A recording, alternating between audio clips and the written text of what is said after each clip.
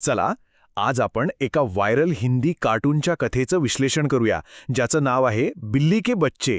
कधी कधी गंमत म्हणून केलेली एखादी गोष्ट ती कधी अंगाशी येईल ना हे सांगता येत नाही. ही कथा अशाच एका छोट्याशा खोडीनं सुरू होते, पण लवकरच ती एका मोठ्या संकटात बदलते. तर आपण ज्या कार्टूनबद्दल बोलतोय ते आहे बिल्ली की होली है. वरकरणी ही एक साधी गोष्ट वाटते, पण ही छोटी फिल्म आपल्याला कृती आणि त्याचे परिणाम याबद्दल खूप खोलवर विचार करायला लावते. आता ही गोष्ट नीट समजून घ्यायची असेल तर आपल्याला आधी होळी या सणाबद्दल थोडं माहिती करून घ्यावं लागेल, कारण कथेचा सगळा माहोलच या सणावर आधारित आहे आणि संपूर्ण घटना याच पार्श्वभूमीवर घडते. चला तर मग कथेच्या पहिल्या भागात जाऊया.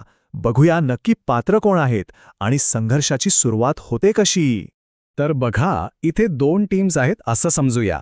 एका बाजूला आहेत आपले मस्तीखोर चिंटू आणि चिंकी, आणि दुसऱ्या बाजूला आहे एक मांजर आणि तिचं पिल्लू, जे स्वतःला वाचवायचा प्रयत्न करत आहेत. आणि संघर्षाची ठिणगी पडते ती या पिल्लाच्या मदतीच्या आर्त किंकाळीने. ते म्हणतो, मम्मी वाचव, चिंटू आणि चिंकी मला रंग लावणार आहेत. एका बाजूला निरागस गंमत आणि दुसऱ्या बाजूला भीती. आता या मुलांची योजना तशी एकदम सिंपल आहे, पण ती पूर्ण करण्यासाठी ते अगदी पेटून उठलेत. त्यांच्यासाठी ही फक्त गंमत आहे. पुढे काय होणार आहे याचा त्यांनी विचारच केलेला नाही. आई मांजर त्यांना अडवते, पण ते ऐकायला तयार नाहीत. ते उलट तिलाच म्हणतात, आम्ही तुझ्या बाळाला रंग लावणारच, तू त्याला वाचवू शकत नाहीस. म्हणजे बघा, इथूनच प्रकरण हाताबाहेर जायला सुरुवात होते.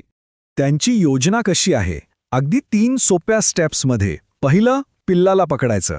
दुसरं, त्याला रंगाच्या पाण्याने भरलेल्या हौदाकडे न्यायचं. आणि तिसरं, त्याला थेट हौदात फेकून द्यायचं. आणि झालं. मुलांच्या दृष्टीने त्यांचं मिशन पूर्ण झालं. पिल्लाला हौदात फेकण्यात आलं. पण थांबा, कथा इथे संपत नाही. उलट इथूनच एक जबरदस्त ट्विस्ट येतो. ज्यावेळी हा पहिला संघर्ष अगदी टोकाला पोचलाय, त्याचवेळी कथेत एका दुसऱ्या आणि खूपच जास्त गंभीर धोक्याची एंट्री होते. आणि हा धोका म्हणजे एक भुकेला कुत्रा.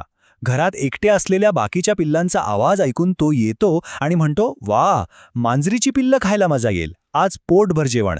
आणि कथेला एक भयानक वळण मिळतं. आता बघा, एक साधीखोडी म्हणून जे सुरू झालं होतं ते थेट जीवनमरणाच्या लढाईपर्यंत पोचलंय. धोक्याची पातळी आता खूपच वाढली आहे. विचार करा त्या आई मांजरीचा. एकाच वेळी 2 मोठी संकटं तिच्यासमोर उभी आहेत, आणि तिला निर्णय घ्यायचाय की आधी कोणाला वाचवायचं. ही तिची द्विधा मनस्थिती बघा. एका बाजूला एक पिल्लू थंड पाण्यात बुडतंय आणि ओरडतंय, मम्मी मला पोहता येत नाही, मी बुडून जाईन. तर दुसरीकडे घरात एक कुत्रा तिच्या बाकीच्या मुलांना खाण्याचा प्रयत्न करतोय. काय करावं तिने? प्रश्न हाच आहे की ती आधी कोणत्या मुलांना वाचवणार.